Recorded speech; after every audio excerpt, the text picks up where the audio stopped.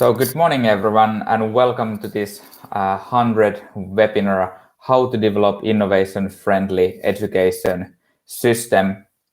We have a great privilege today to have a discussion with the Director General of Finnish Educational Agency for Education, Mr. Olli-Pekka Heinonen, and together with our founder and creative director, Saku Tuominen.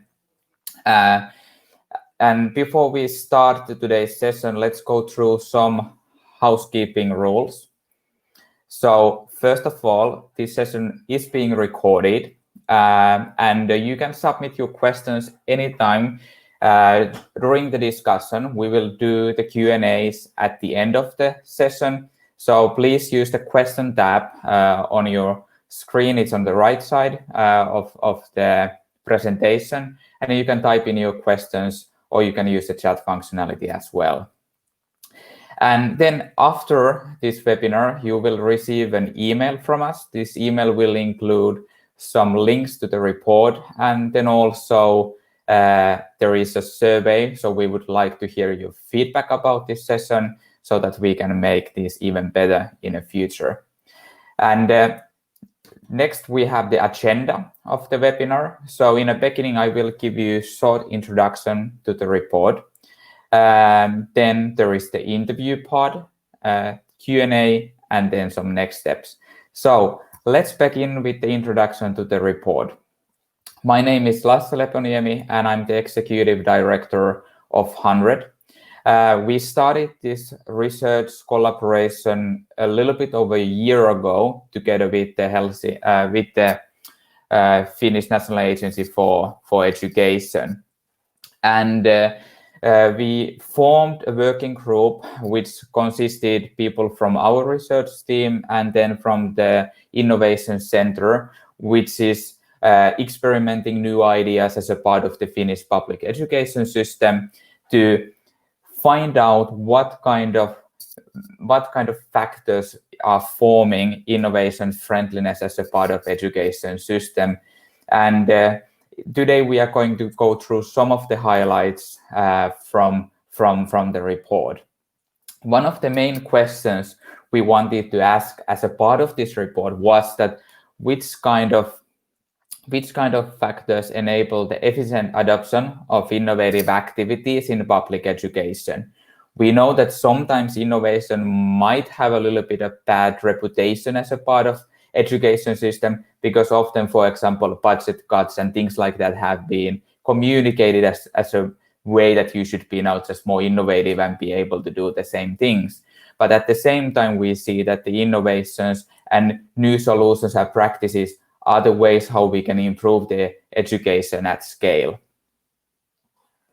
If we go forward, these were the main theoretical frameworks we were looking at when we were forming up this report. If you are reading it through, you can have a little bit more insight of all of this.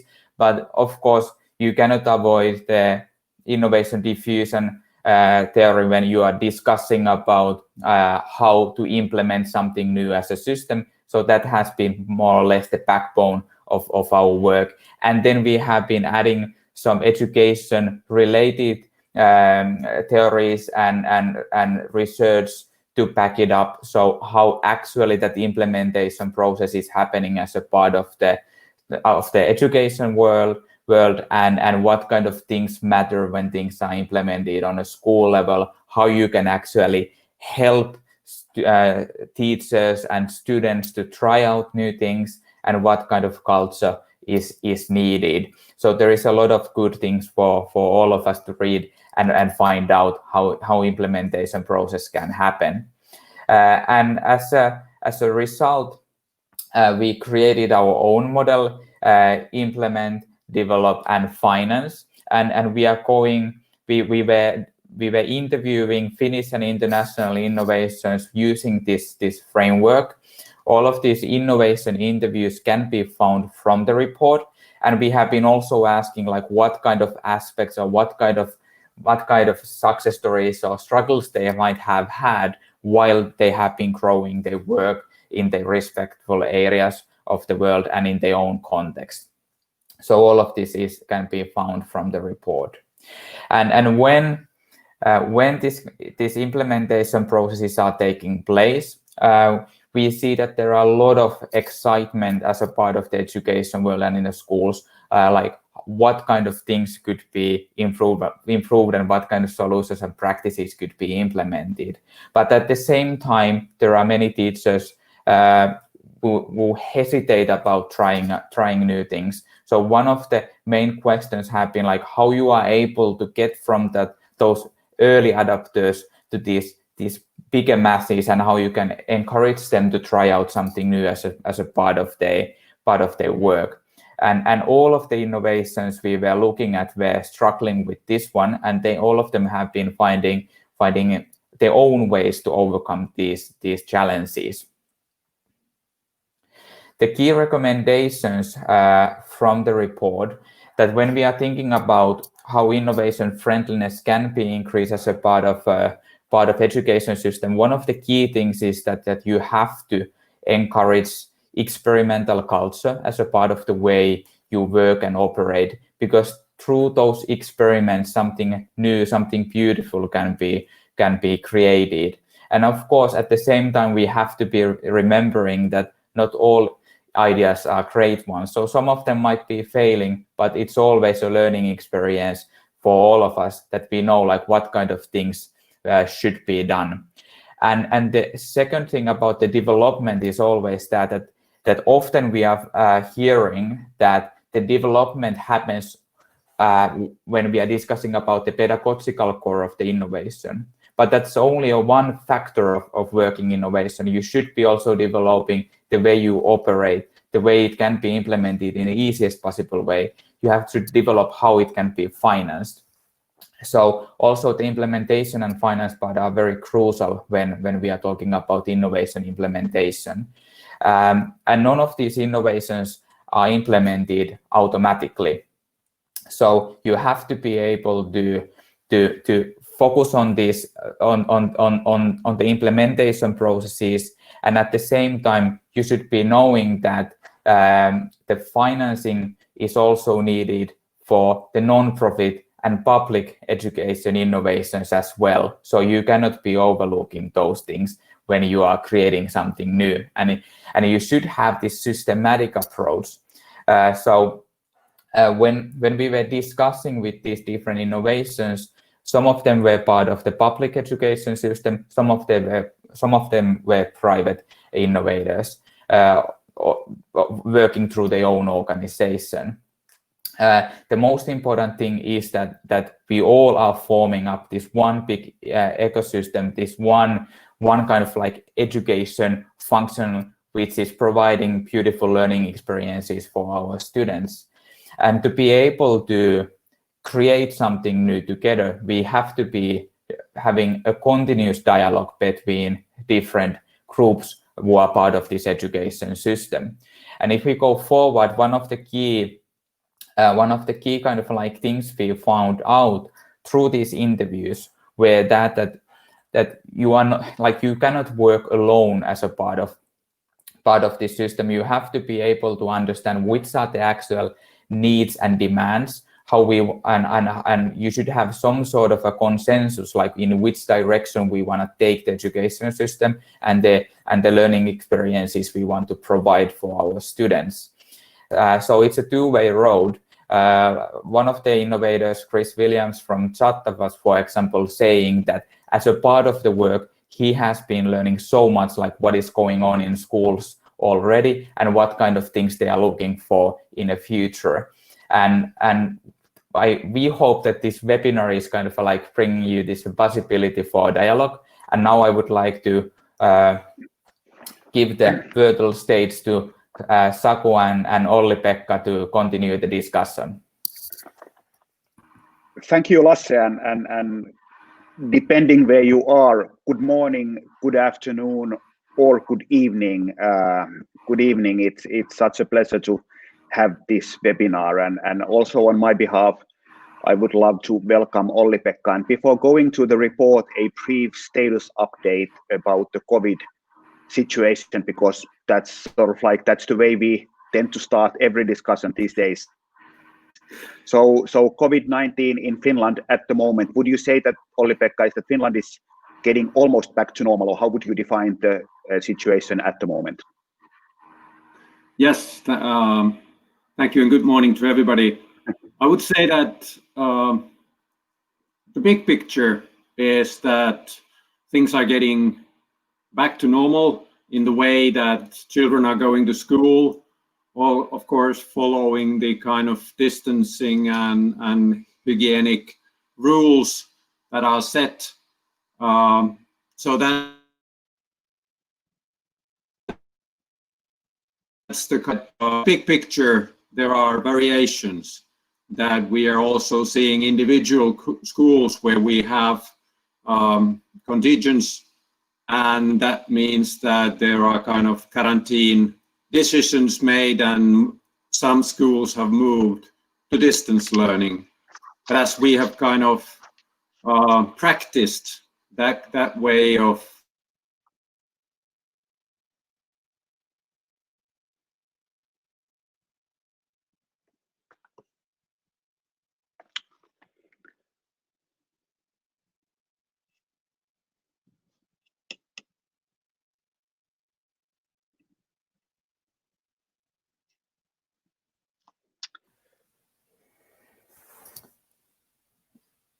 It sounds like we have some okay, now coming back. Now it's working, so hopefully you can hear me. That there was some malfunction of the connection. But let's go to the report. And like mentioned in the beginning, is that please do ask questions. You can be asking the questions in the chat, and we will take them with Olli-Pekka at the end of the interview. But let's start with the basic question. The name of the title of the report is Developing an Innovation-Friendly Education Ecosystem. Why do you think, Olli-Pekka, is that this kind of topic is important at the moment? It seems that Olli-Pekka has lost his internet connection at the moment, so let's hope that he will get back online soon. So, but maybe we can then, Saku, discuss about the report findings meanwhile, to keep the conversation going on, and see also like what kind of questions there are in the webinar room. For example, someone is there asking like, are you able to provide the link to the report? So yes, you will receive that link as a part of the email you will be receiving after this webinar. And Mara is also promising to drop that to the chat room, link for that one. And then Penny is asking, what are your headlines from the findings to date? So I think that is actually something we are planning to go a little bit more in depth in a moment. But I'd say that some of the key findings, like Lassi mentioned, is that developing an innovation-friendly education ecosystem is a long and complex process, and you cannot sort of like expect to have a fast solution to any of these questions. But how we are approaching is that first of all, you need to be able to analyze what are the solutions that could make a change. Then you have to be developing them in long term. Then you have to be doing the implementation, minding the context in dialogue with the teachers and schools. And in order to be able to do this, you have to have a solid, sustainable funding model. And all of these are actually quite complex issues. And I'm extremely happy that Finland is kind of like willing to improve and analyze these and be quite open, is that in some areas the situation is quite good, but there's also problematic areas. And we will be discussing about this hopefully with Olli-Pekka, who is back at the moment. Olli-Pekka, can you hear me? I can hear you loud and clear. Okay, fantastic. But this shows, like mentioned, is that this shows the challenges in distant learning and so on. There's many pros, there's cons and so on. But let's start with the topic of the whole report, developing an innovation-friendly education ecosystem. Why do you think that this is important in the first place?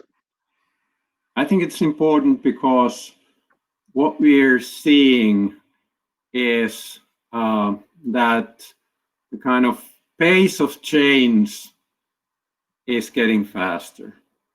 And for that reason, the idea that we can kind of just transfer the achievements of the earlier generations to the new generations is not a suitable approach anymore alone.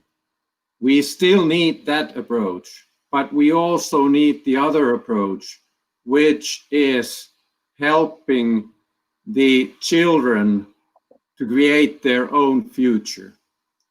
And in doing that, that is actually something that the teachers or anybody doesn't kind of have the right answers for that.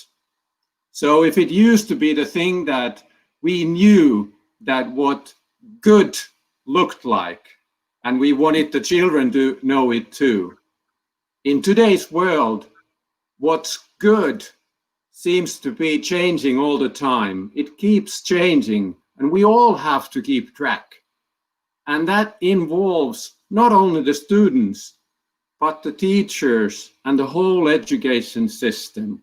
So we have to be able to create an education system that learns as itself, that it constantly adapts to the changes, is connected to the changes, and learns itself. I think that there is no better time to be talking about adapting than these times. We started to write this report before COVID, and now we are somewhere in the middle of the COVID still, and then the post-COVID. How would you say that your thinking has changed throughout this massive crisis we are experiencing? Because I think that like you mentioned, is that there are many fundamentals which will stay the same, but not all. So how do you kind of like adapting? How do you see the issue of adapting in the middle of COVID? Well, I think this has been an excellent, with all the bad sides of it, of course, acknowledging them, but this has also been an excellent example that how interconnected we are. Of course, what did we do when we first read about this new disease? We tried to learn new. We contacted other people. We listened to experts. We tried to make sense how you can kind of protect yourself for it. What should you do? In my 30 years of career, I have never had a time when international cooperation in the field of education has been so strong than during the last half year. We have really kind of tried to learn from each other. And that's the only way you can cope. And it's not something that we will go back to the normal after this. But now we have a new direction. This is the way that we should work also in the future. Great. Mariah, if we can get the previous slide, let's the previous one, please. So if we can kind of like break, this is a really complex issue, which we try to simplify as much as possible. So if I'm breaking it to the fundamental parts, is that in education, there's various needs, how we want to be improving education, how you assess, what does a good learning environment look like, how do you teach new skills, curiosity, how do you keep teachers motivated and so forth. And there are a lot of impactful solutions out there. But in order to make them work, you need to have a process of constant co-development, which is happening together with everyone involved. And you need to have a long-term strategy to make this work.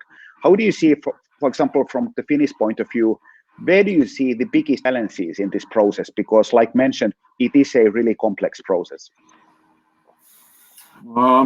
Yes, I think that the biggest problem is in the fact that we think that we have the right answers, that we are kind of too satisfied with what we have been doing, and we think that that will carry us to the future.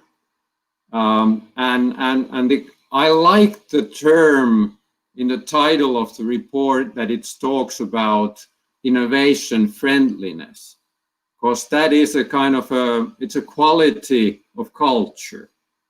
And that's what I think we are needing. We have to be able to kind of drop a bit of that security of right answers and be more comfortable with uncertainty and ambiguity, and to kind of open, as Otto Scharmer greatly says, that we need to open our mind, our heart, and our will to be able to go develop. So I think that is the kind of biggest challenge that we are having. How do you see the question of top-down, bottom-up? Because in Finland, one of the key elements, if you ask me, in the Finnish education system is the autonomy of schools, principals, teachers, and so on. And kind of like, if you want to make the change happen without leadership, the change is going to be complicated. But if it's happening too much top-down, teachers will kind of like, they will somehow fight against, they tend to fight against. So would you say that change happens top-down or bottom-up or both at the same time? So what would be your take on this one? And you being the leader in here, what is your role? How would you define a strong leadership in education, which is a almost like oxymoron or difficult concept? Yeah. Well, first of all, I would say that kind of having an innovation-friendly culture and atmosphere cannot be created with hierarchy. That's for sure.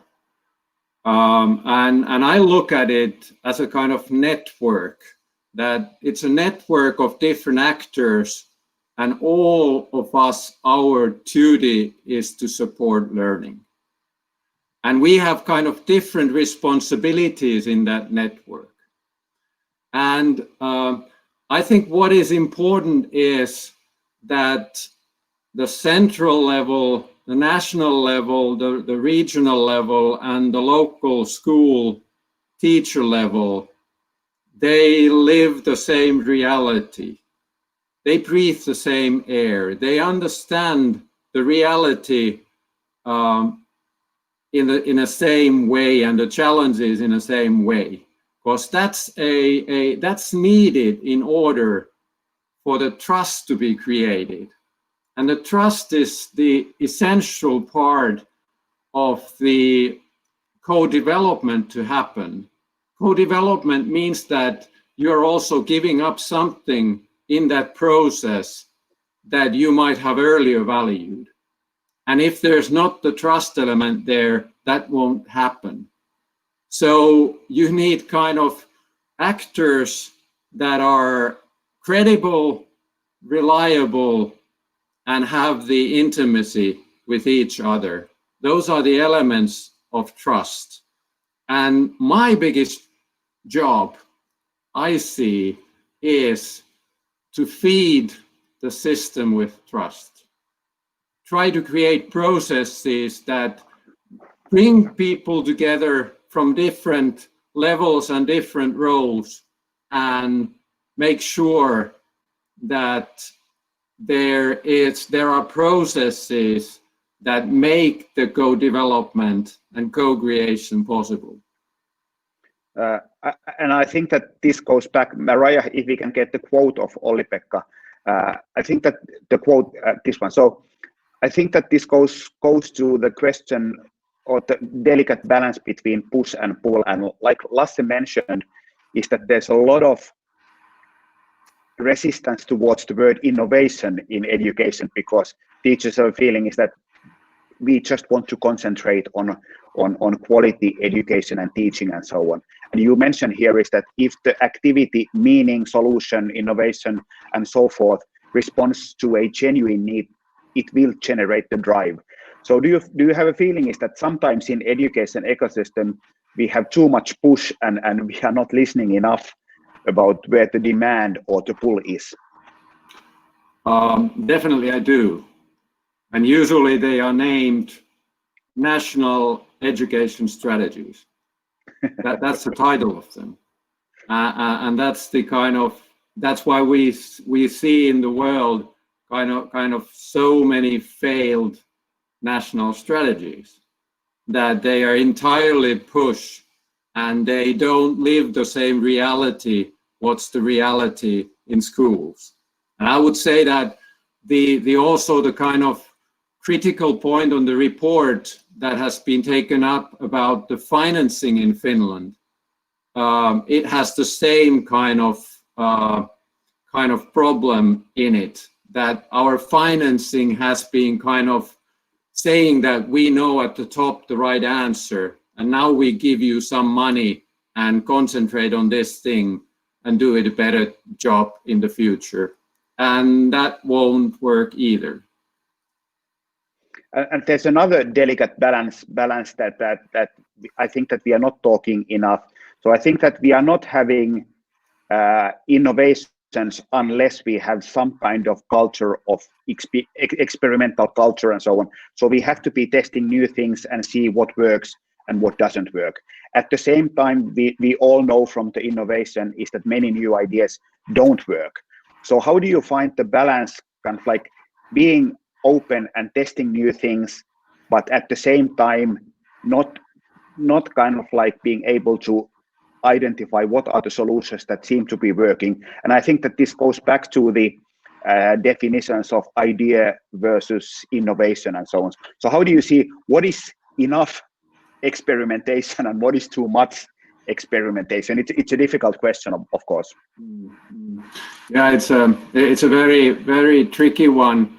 And I think there's also a difference in that whether we are talking about a kind of a technical innovation or an adaptive innovation. Because I think that a technical innovation, the way I see it, is something that you can have from the outside. You can kind of take it into use as a tool and you can use it. And that kind of an approach is much more easier to do than when we're talking about adaptive innovation, because adaptive innovation means that you have to change. You, me, myself. And that means that quite often my professional identity needs to change. And that's a very, very challenging task, and also kind of experimenting with adaptive innovations is much more difficult, because actually what we're talking about then, we're talking about kind of playing like children play, because when children play they kind of imagine that they could be, for example, something else. And that's the thing that we should also be able to do as professionals, to think that if we were somebody else, how would we act? And I don't think there can be kind of too much of that kind of adaptive experimenting. I have two more questions before we open it to the Q&A, and I think that the first one is again one more delicate balance, which is the urgency and patience, and so much of the education is also, it has the political side, it has the elections, it has dynamic new ministers, people who say that we need to make a massive change and we have to do it fast, and so on. So would you say that we have, is the problem is that we don't have enough urgency, or is the problem that we don't have enough patience? And so, because I think that both are in a way the problem. Yeah, I agree with you. I think they both are. And I think the problem is actually that we are missing the coherent innovation-friendly atmosphere, because that atmosphere makes it possible to kind of, how would I say, combine the kind of patience and the kind of feel of kind of urgency. And what we are kind of, how would I say, the urgency part and the emergence part, that they are too far away from each other at the moment. They don't meet. There are different actors who are patient and different who are not. And again, that means that we are not kind of living the same reality. And if you're not living the same reality, you cannot have a shared culture. And maybe the last question is going back to one of your key findings or insights regarding the positive sides of COVID, which is international cooperation. And I'd say that the education has been fundamentally quite local. So everything is happening within the borders of one nation. And how do you see the need of, or the question of curiosity, meaning is that we are looking for solutions to do things in a new way. And I would say that the education world in general, not only Finland, but in general, has not been extremely good at looking outside the borders. So what is your take? Would you say that innovations created outside of Finland could work in Finland? Because quite often you hear the resistance saying that, yes, this might work in Germany or Australia, but this would never work in Finland. So how do you see us being, as maybe partly as a result of COVID, being more open to innovations happening globally? Yes, I think we need the open-mindedness with international learning in the field of education. And by that, I mean that there might be certain innovations that are so context-bound that they don't fly over borders. That's also part of the openness to kind of see that sometimes that could be the reality. But that doesn't mean that we couldn't learn from those innovations and kind of adjust them to our own context and circumstances. And then again, at the end, we are all talking about learning that happens with children and adults. And that's pretty similar all around the world.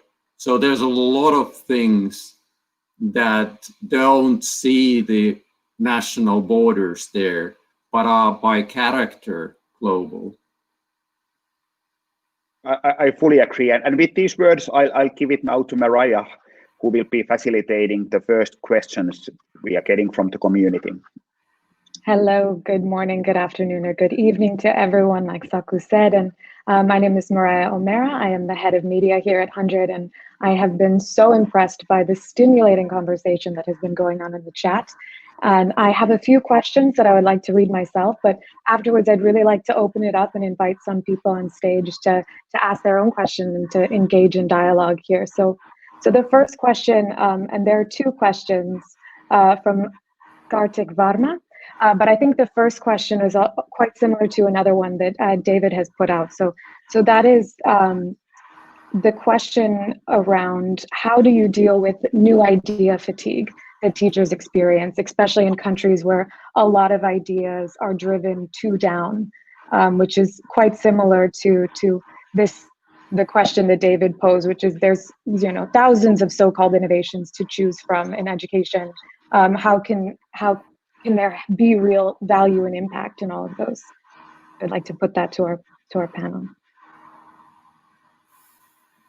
Yes, I think then we come to the question of teacher autonomy, which has its sides, but it has also definitely the good side that teachers in Finland are responsible of developing their own work and the school community. And that means that actually the kind of question of autonomy is quite often misunderstood. It's kind of misunderstood in a way that if you have autonomy, it means that you don't have to care about anybody else. You can do whatever you like and kind of shut the rest of the world out. And that's not true. I would say that it's exactly the opposite. That somebody who doesn't have any autonomy, he or she is the one who can shut the rest of the world out. Because he must just do what he or she is told to do. But if you have autonomy, then you have the kind of interconnectedness to the other actors. And still you have the capability of kind of choosing. So we again come to the very, very central question of teacher identity and ability to prioritize and to kind of make choices what's best for the teaching and learning challenges in front of you. Thank you for the answer. And then I think the next one up is Chris Williams from Chatta. So Chris, please go ahead. Hello, everyone. My question is what would you suggest would be the good way to start early phase collaboration with innovations in the public schools?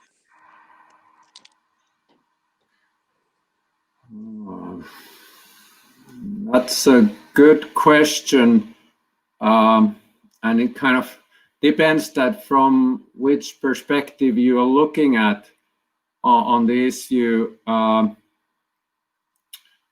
I think that, of course, the leadership in schools play a central role in kind of enabling the discussions about doing things in a new way. And again, the kind of, how would I say, see that what's the atmosphere in the school community for what kind of innovations there could be the readiness to go forward with, to be able to kind of see that what to kind of tackle with.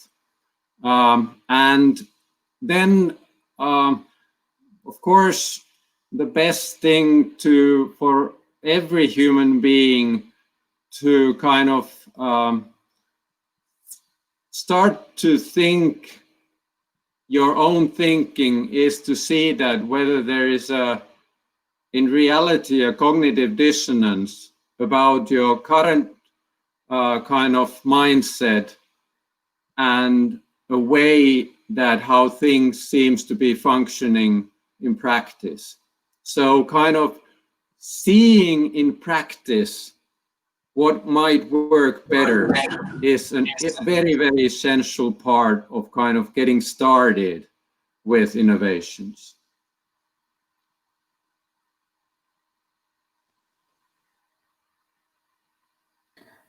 Okay, thank you for the answer.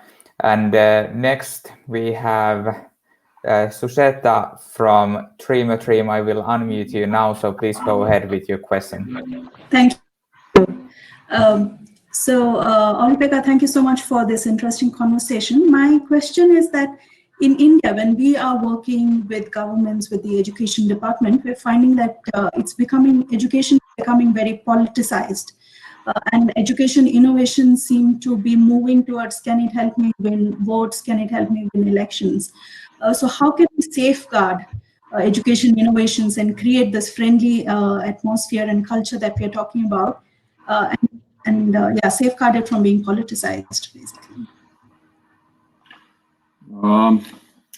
Yes, thank you for the very tricky question, and I can use this possibility also and thank that Dream, you're doing a great job really are admiring it. Well,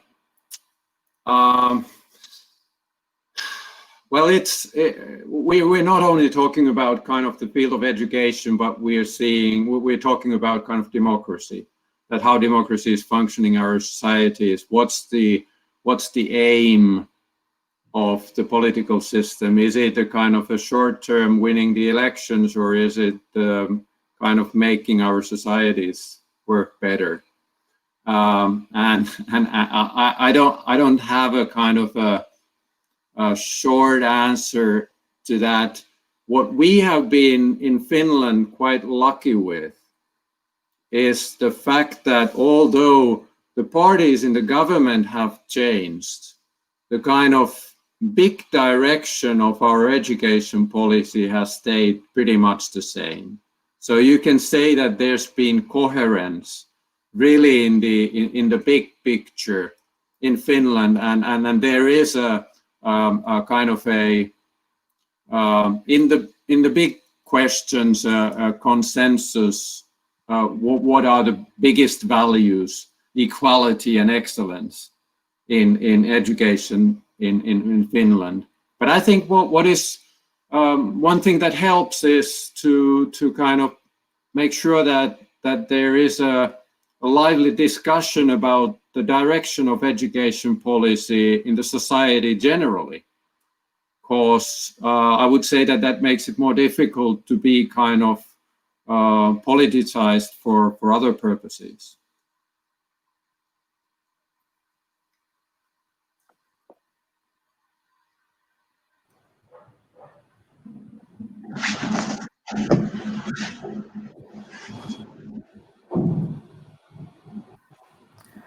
All right, thank you for the answer. And next we have Derek from Australia to ask a question. Hi, thanks, Olli-Pekka. That's been wonderful, and in scanning through the reports, I see in Olli-Pekka and HundrED, it's been a wealth of information, and I really enjoyed looking at the variety of definitions of innovation, and I think that's really needed in that sort of report. My question is,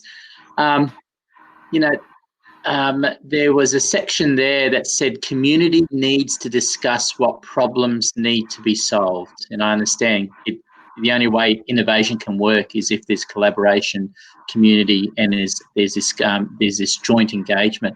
My question is, what if the community does not know what needs to be solved? For example, in K-12 education, some parent communities may believe that the old school worked for them, so it doesn't need to change. So what's your thoughts, Olli-Pekka, on being able to get buy-in from the community, particularly when you're not getting that response from them? Yes, thank you. I see that we are having a day of easy questions today. I think that we come to the question that how to create the loop of learning in the community. And part of that loop of learning is sense making. And sense making can be made through dialogue, where the different owners of the challenge that we are kind of tackling with listen to each other and try to kind of not to create a consensus, but create understanding that what are the different views around the people in the dialogue, the different actors, for example, in the local community, and what are also kind of valuable for them. Because I think that, and this is very closely connected also with kind of innovation in that sense that there are usually as it was said in the report, a suspicious group who is kind of against something being done. But I think that group is also valuable because they are trying to protect something that they see that it's more valuable. And it's extremely important for everybody to understand that what is it that they are safeguarding, because that might have an effect on the innovation, how it could be even better functioning in the school and in the community more generally. So I would say that it's the question that the sense making, the kind of generative discussions, the question of utilizing the diversity of things, and then having also reflective practices, that you take the time to kind of reflect that what you have learned and what are the things that you're going forward to. So it's a kind of creating a process of some talk about collective impact, and there are kind of adaptive action, different kind of names of it, but I think more or less they're talking about the same learning process. Those phrases, loop of learning, sense making, it's thank you so much.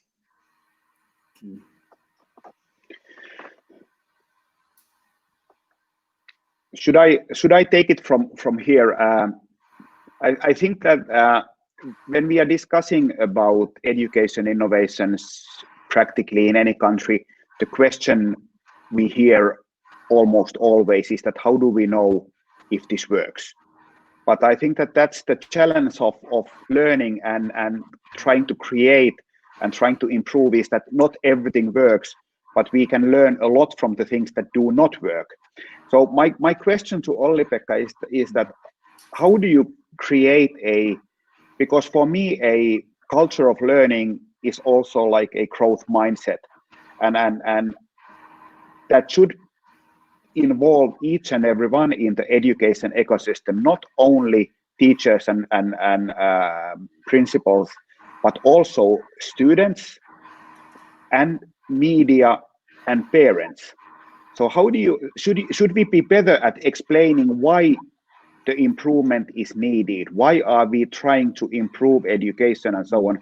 Because I think that many people don't really kind of understand, like Derek was asking, is that why should we improve education? Because it works quite okay at the moment, and that kind of feedback coming from the parents.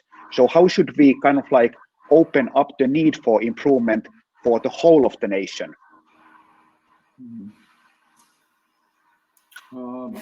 Yes, I think one way of looking at it is that I see that there are kind of three ways that you can try to have better outcomes. First is through power. You kind of use your authority, you make a legislation, and you make people behave in a way. And that's needed sometimes, yes. Then there is the ratio, the kind of rational explanation that this is the way that things work, and you should understand and change your behavior. And that works in some cases, but if your mindset is different than what the ratio says, it won't work, because you kind of you see the world through your mindset and you're not ready to change it. So actually, again, we come to the third way of making the change, and that is learning of the system, that you, and we come back also to the cognitive dissonance idea, that you kind of show that there are better ways of doing things. And of course, kind of experiments in this sense are very, very valuable, because they can kind of be the kind of lights that show that there's a better way of doing things. Kind of what works, again, I would say that it's an important kind of approach, but we also have in these times the challenge that what works today might not work tomorrow. So then there is, again, we come to the question of the innovation-friendly attitude and culture, which makes it possible for us to adjust all the time and to adapt all the time, and not kind of only look for certain outcomes, but be open-ended with good outcomes for the future. Let's wrap this up, our section, with a really fundamental question. Mark is in the chat. Mark is saying or asking is that the whole discussion here seems to assume that we have already agreed on the purpose of education in general.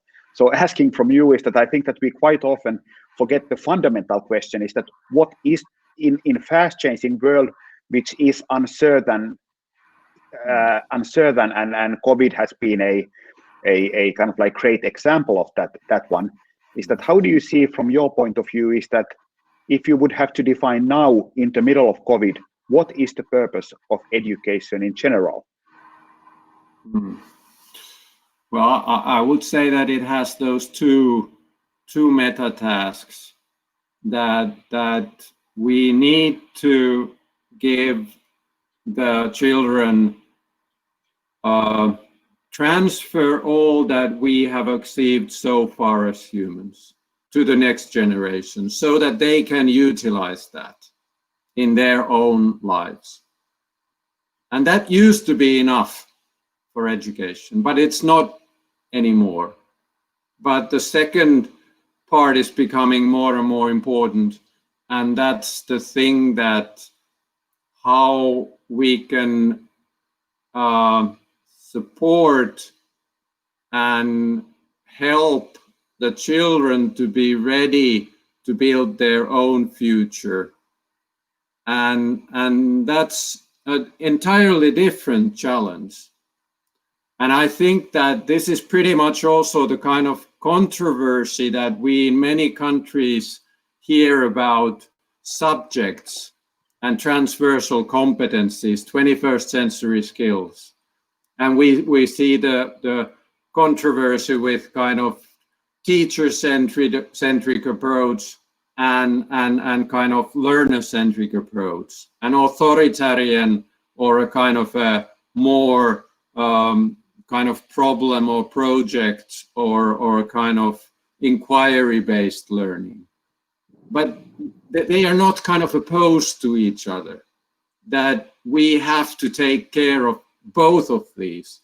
And the COVID-19 definitely underlines this. If we wouldn't have the expertise of the medicine's development, we would be really kind of in problem with the situation. And at the same time, that's not enough. But we have to be able to kind of utilize that knowledge in a better way and to adapt to a system that the global human species have never seen before. And for that reason, finding a balance is the big question for me in education in these times. Would you say that education has obviously there's the need for talking about knowledge, but how do you see the aspect of holistic well-being, mental well-being, resilience, and so on? Because traditionally that has not been a crucial, essential, I would say that has not been an essential part of the education. Would you say that need for that kind of approach will increase in the future as times become more uncertain? Definitely. I believe it that and again, the COVID-19 has kind of stated this, that how interconnected the learning and well-being are. That if the other one is not there, the other one is not there either. And again, that kind of resilience skills or taking care of your own well-being and the well-being of the community you're living in is an essential part of being human.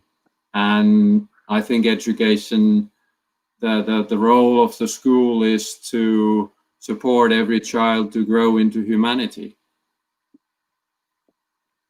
I think that that's a beautiful way to stop this discussion, and I'll give it back to Lasse. Thank you, Olli-Pekka, so much, and thanks for the community as well for again stunning insights and questions.